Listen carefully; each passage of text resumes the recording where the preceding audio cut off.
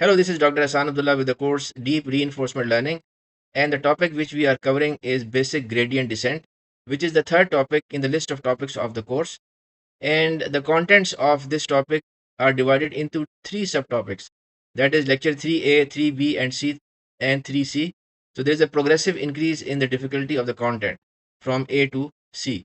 So now we move towards the lecture, which is developed using the personalized learning management system, easymcq.com/goget.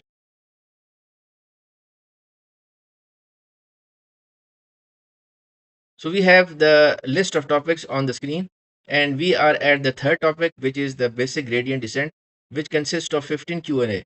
Now, these questions and answers are basically concepts, which are further divided, as can be seen. So now we are at the details of the concepts which are covered in each video, and we are at the video lecture 3C, which is shown in blue, and that consists of the content, which is of the higher difficulty among all the three videos. Now, without further ado, we move on towards those concepts and discuss them in details. So, we are at topic number 3C, which is a basic gradient optimization, third and the last subtopic, so to say. So, why a shallow network is essential for natural language processing? So, we see that there are different applications of deep learning. So, as this diagram shows here, so this is a shallow network as opposed to deep learning.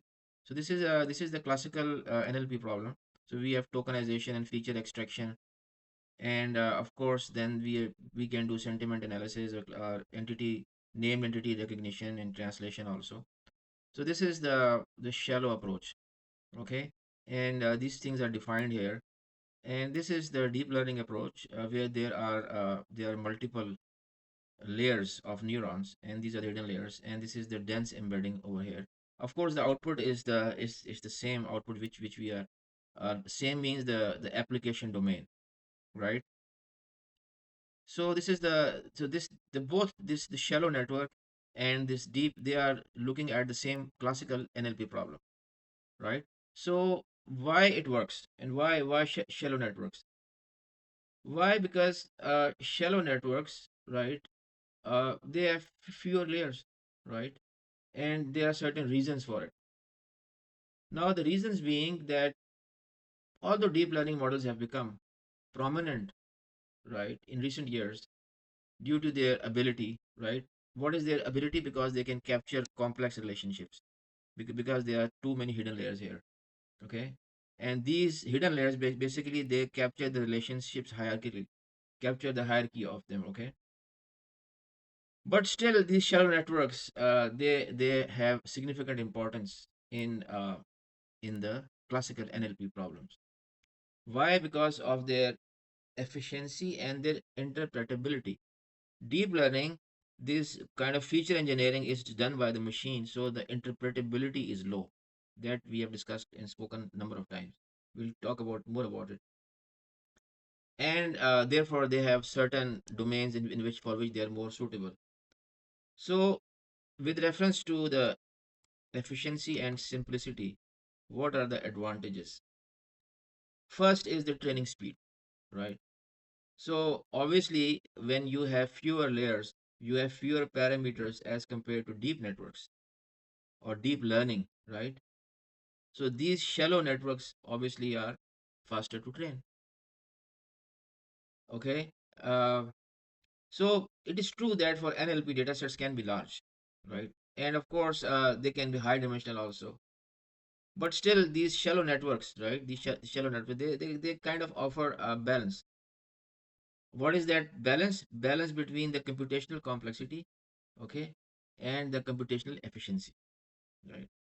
So the model complexity and the computational efficiency, right? So model is simple, right? And of course the computational efficiency, simple means in terms of number of layers. Now the other thing is resource constraints. So when you have limited computational resources, right, and then of course and things have to be done in real time. So in that scenario, for example, shallow networks are practical. because they require less memory and less processing power, right? So that's one reason. So it means that it is not always true that you should have lots of processing power, or you should be using a complex architecture, complex in the terms of more layers. Then the most important reason is the interpretability. Shallow networks, right? They are easy to understand, right? And they are easy to interpret as compared to deep networks, right? So now for NLP, naturally, so there's a huge course available on this complete course, as a matter of fact, which I have conducted, which I conduct also on this web portal. So when we are looking at, we try to understand, we want to understand how the decision making was done, right? For example, for text classification, so to say. So the shallow networks with fewer layers, okay, they are easy to get a clear insight, right? That how and which features contributed to the predictions, okay? Because we are assuming here that the features are extracted or classified, used for classification by the machine itself. So obviously when there are less layers, so I'm capitalizing on it or repeating it. So shallow networks provide more straightforward insights, such as for specific words, for specific phrases, which are important for making predictions, okay? For feature, which is valuable, of course, for tasks like feature engineering, okay, or for generating what is called as explainable AI models, right? Okay. And finally, suitability for simple or structured tasks. So, for example, now you may have some problem understanding these concepts, but basically, n-gram means that how many words in the past you are looking at to make the prediction. So, n-grams, right? That's n-gram. And bag of word model is that the words are basically used without association between them. So these tasks, okay, these models and these n-grams basically they're used in different NLP tasks for such as text classification or spam. Spam detection is an application of text classification. Sentiment analysis, which is kind of different. So these can be performed using n-grams or bag of word models. Okay, and they are quite straightforward. So they don't need uh, deep learning networks. So shallow networks are fine. So when these models, n-gram model or the bag of word model, they are paired with like logistic regression or SVM support vector machines, they can still provide high accuracy. Okay. Why? When the long range dependencies are less critical. Long range dependency is that we are looking at say like 20, 30, 40 words in which have already passed, right? And then of course in this simple structure we have a linear and kernel methods also. So the point is that in a nutshell, since the nature of the problem is not very complex, right? So why use a complex deep learning model? That's the point. And the details are given here, right? And of course you can read more if you're interested. Now this is very interesting question, this one. How does noise, missing or sparse data affect gradient descent performance? Up till now what we were looking at, the data was not missing, and we also looked at the data didn't have any noise, right? So what will be the effect? So that is an interesting question. So this is what I was referring to. So we have this training data, and we see that there are 100 points and the noise is 10%, right? And here we have the test data, which is 1,000 points. Okay, so the system is trained on less data, but the test data is like more than the training data. So how do we explain this? So there are challenges. Okay, so when there is noise, this missing data is kind of noise. So when there is noise, the gradient estimates, okay, may fluctuate because you have missing data, and the that may cause instability, especially for stochastic gradient descent. But this noise can be kind of helpful also, because there is no data here, there's no data here, okay? So it can potentially, right, escape the sharp minima. So this is a sharp minima. Okay, this is also sharp minima, because since there is no data there, so it has not been trained to get stuck in that minima. So basically, when we talk, so this basically provides noise resilience. Strangely, so basically, this noise, right, over the updates, okay, with a moderate learning rate, okay, can be more resilient. If the rate is too high, okay, then of course these jumps will be very erratic because there's missing data. Too low, and convergence becomes slow. So if this properly tuned, right, based upon the missing data, right, this may actually show resilience against the noise. Okay, then is the challenge of the sparsity challenges. Now when the data is sparse, okay, so and you use, say for example, low learning rate, okay, then it may lead to negligible updates for features which occur infrequently. So again, if the learning rate is chosen properly, okay, and that may actually ensure contribution which is meaningful. Otherwise, what's going to happen? Otherwise, this because of this noise and sparsity, the gradient descent may ignore the sparse stuff, right? And this will reduce the learning effectiveness. So when the learning is not very effective, then this testing is going to be affected, right? So then is the adaptive, sorry, adaptive optimizers. Adaptive optimizers. So what are adaptive, like which we have not covered as a matter of fact, like Adam or RMS prop. What these from their name it is clear that what they do is that automatically adjust the parameter rates. Okay, and because they adjust the learning rates, okay, automatically, therefore they usually outperform the stochastic approach. But there's one thing to be understood, that if the base learning rate is too large or too small, meaning that they are extremes, even these adaptive methods may fail, right, to converge, right? So that needs to be taken into consideration. And then is regularization. Now the learning we'll cover this is a whole if you don't understand regularization now, you don't have to worry, because we have a whole topic on regularization. So now if the learning rate is high, it may overpower regularization, and if the learning rate is low, it may underutilize it. So there has to be a balance.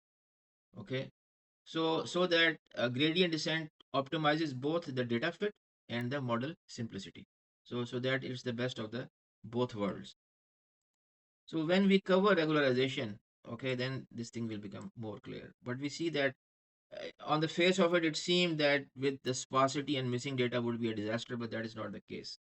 As a matter of fact, for deep learning, what has been observed is that even if number of layers are just taken out after learning has been done, it hardly affects the overall result. That's also the case. So this sparsity kind of supports it. Okay. Then are the batch strategies. So batch size and the learning rate, of course, they interact. When the batch is small, a small learning rate will prevent instability due to the noisy gradients. When the batches are larger, they can tolerate higher rates. So there has to be a balance. So you need to tune both, right, to ensure smooth convergence and prevent divergence. Okay, and of course that should not take a lot of time. So these things all need to be taken into consideration. Okay, so we move on to the next topic. So this is part 2 of lecture 3C, uh, deep and reinforcement learning and gradient descent optimization. So what is momentum and its significance in deep learning? So basically what we are trying to do is that we are trying to achieve all of these things. Okay, So that is the significance of momentum in deep learning. And this concept of momentum is similar to the concept of momentum in physics. Basically, it is used. So as you can see here that if momentum is not used, then what is the behavior is shown in the black colored arrows. And with the momentum implemented, you can see that it has smoothed, and it of course takes less time also, converges quickly. So what is momentum is an optimization technique, okay, that is used in deep learning, all right. And as you can see from here, that the objective is to improve the convergence.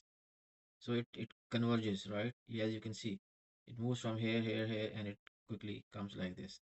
It converges, and this is the minima, as a matter of fact.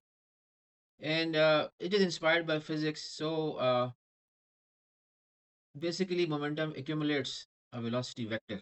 So vector has a magnitude and a direction, and which vector is selected, which has consistent gradients.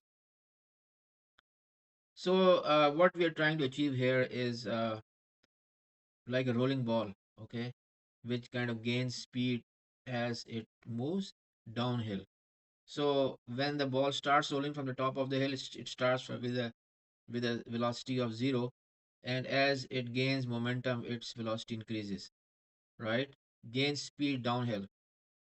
So it just not only like as a matter of fact relies on the current gradient, because it takes into consideration portion of the past updates also, and it kind of tries to create a smoothing effect. So you can see that there's a lot of variation in the black color over here, but this is more smoother, this red. So we have what is called as gradient smoothing. So what is gradient smoothing? The impact of momentum is that it smooths the optimization path. This is the optimization path in red color, right? And how it is achieved? By using fraction of the previous update. So this memory is involved.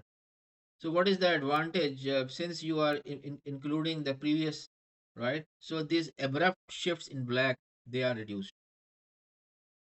Okay, and there is a more stable and consistent. So you see that there's not a lot of change here. Stable and consistent updates in the weights of of those edges. So it is particularly helpful for the noisy grading environments, which we discussed in the previous Q&A. And it is able to navigate the surfaces which are complex, which are uneven, which we have already covered. So it is things are linked, right? It has a faster convergence. So you can see that since this movement has been reduced to the red one, and if you kind of add up the movement, this red is the total length is less than the black. So we can say that the momentum accelerates the training. Okay. And how it's accelerated? By maintaining the velocity. Which velocity? Which is consistent gradient direction. So what we achieve is that instead of restarting each update from scratch, restarting this, there are no restarts. Okay. So it uses the previous steps, right? And it helps the optimizer to run, to move fast, right? And it enables it to reach the minima. Okay. And it enables you to reach the minima more efficiently as compared to the standard gradient descent. The standard gradient descent does not takes into account the momentum, or the it does not takes into account the velocity in the consistent gradient directions, right? So what happens is that it improves the chances of reaching the better solutions, right? So faster. And so what we have covered here is also escapes the minima. This minima is the local minima, not the global minima. Because if it gets stuck in the local minima, then it will never reach the global minima. Then is the stability boost. What is meant by stability boost? So this kind of dampens. This red has this because of this momentum. It has dampened those noisy gradients. Okay, and it is more stable. Right? It's not just wild zigzags are not there. Those erratic jumps are not there as in the black color. So it means that the weight updates are also uh, smoother. The learning is also smoother, and it's also more reliable because it's not missing anything. And no wonder that it is widely adopted. Okay, not wildly, widely adopted. So widely used in modern optimizers. Okay, and it's simple, it's effective, it has its background, its roots in classical physics, and so the models converge faster and they are more reliable. Okay, across various data sets also. So these are some of the advantages of momentum. Okay, or significance of momentum. All right, so now this is very interesting question. So we know that deep learning is a subset of machine learning. So, and the machine learning consists of supervised learning and unsupervised learning, which we already covered in topic number two. So now the interesting question is, how does gradient descent behave differently, right? So we are assuming that the behavior is different in supervised versus unsupervised learning.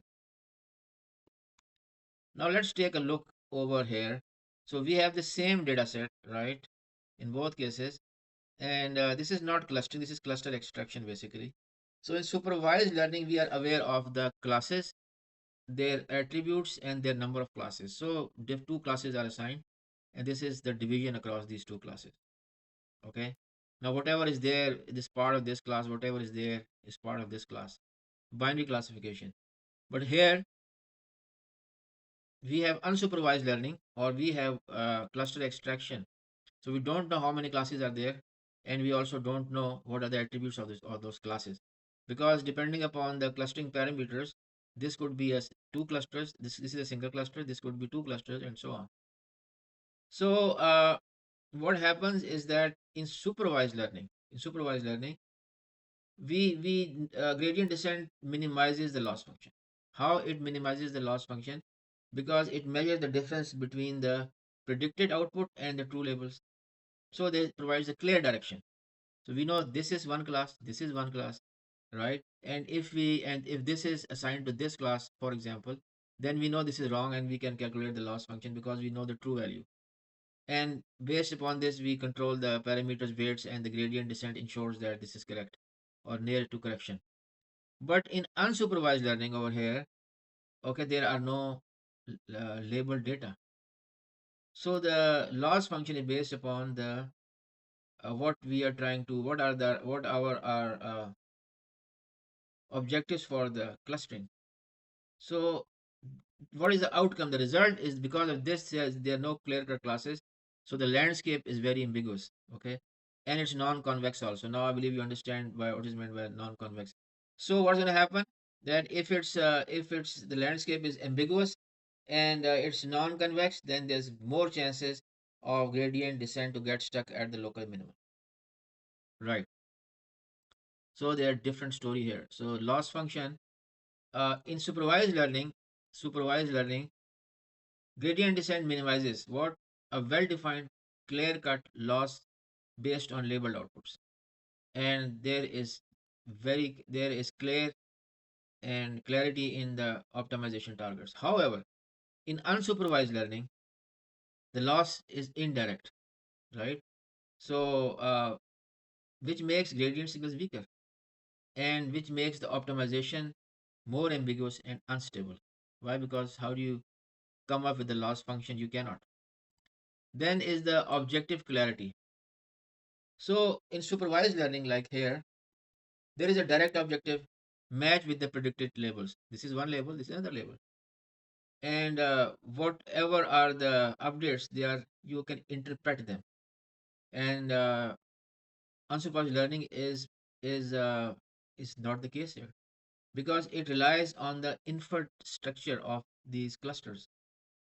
And this could be very vague also. So the optimization goals are not, or they are less predictable, right? And the convergence behavior is also not very stable. So these are issues there for unsupervised learning. Then about the data labels. Now, for supervised learning, label data is used, and to and you compute, yeah, you can compute precise error gradients. So obviously that improves the learning. But for unsupervised learning, okay, there are no labels. So the model has to learn from raw data alone. So the gradients are weak, okay, and it requires the training is not proper. When the training is not proper, how can the results be good? Then the convergence stability.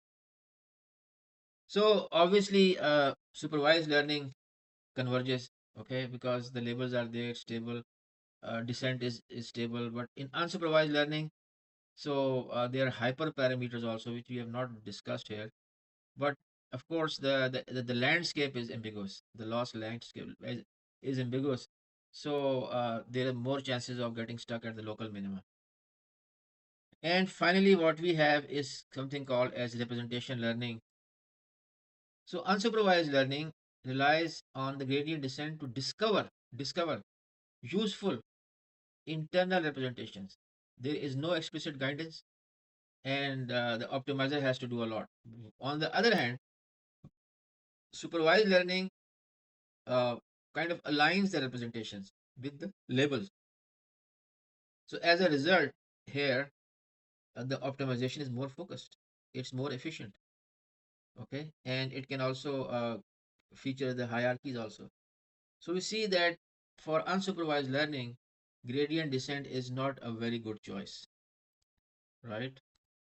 So if you're interested in details, so the details are given here, and you're interested in more reading, the references are here. All right, so we end this topic of gradient descent optimization with the last question is how can we diagnose and tune an optimization process? Okay, and how we are going to optimize it by using loss curves and learning rate schedules and so on. So there are other things also. So what is loss curve monitoring? So these are basically this is the epoch, okay, completion of a cycle, and this is the loss. And we can see that this red one is the good learning rate because it kind of gradually goes down and the loss is less. And this yellow over here is the other extreme, which is a very high learning rate because it starts with a high loss. And of course, all of these start with the same loss, but it very quickly the loss increases for shorter epochs. The loss increases. So what is the message here? The message here is that these basically loss curves. This is not the loss curve. Loss curves basically are with reference to that space. So when the loss curves are they are convex, they are non-convex, and you have to kind of smooth them out, right? Or if they are not smooth, or these are the issues, okay? And these issues or sudden spikes or plateaus, these point to poor learning rates and model misconfiguration. This we already discussed, okay? This we have already discussed when we looked at the equations for the functions. Then is the learning rate tuning. Learning rate. So what is learning rate tuning? Basically, it controls the step size in gradient descent. So if the rate is too high, it causes divergence, which we have already seen and did the calculation also. When it is too low, it converges, but it is very slow. So you have to tune through the schedules, okay, or use some adaptive optimizers, which is not part of this course. So I'm not spending a lot of time on the Adam kind of optimizers. And then is the validation comparison. So need to validate, okay, along or across or against the training metrics. So that will help detect what overfitting or underfitting. Now try to understand that if validation loss stagnates or rises while the training loss falls, overfitting is likely. Now you might be saying that where is all those diagrams? Well, the diagrams are not here because the purpose is just to get for you to know what is a gradient descent. So this is not a graduate course. So if there is consistent tracking for the validation, okay, then if there are any performance gaps, okay, then they can be taken into consideration. Then is the gradient inspection. So what is gradient inspection? Examine the gradient magnitude. during the training. And what it can help, it can reveal critical issues like vanishing gradients, like exploding gradients, okay, and especially in the deep networks because there's a lot of non-linearity. And of course, if those gradients are abnormal, they can stall the learning. And if those gradients are very large, they can basically destabilize. They can throw the things out of control, out of track. So need to monitor the gradient, okay, like, and of course make adjustments like gradient clipping or better initialization. And finally is early stopping. So what is early stopping? It just halts the training once the validation loss stops improving. Okay, so the loss is not being improved, so stop it. So what it will do, it will prevent overfitting and it will save the CPU time also. And since overfitting is prevented, so memorization will reduce, right? And your model will capture uh, the best of the training, and it will have fewer training cycles.